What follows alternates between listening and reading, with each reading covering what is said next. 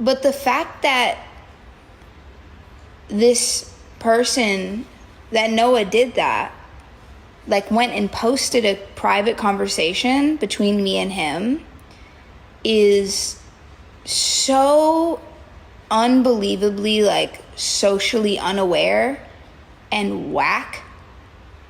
And like, you know what I mean? Like that's like borderline snake shit.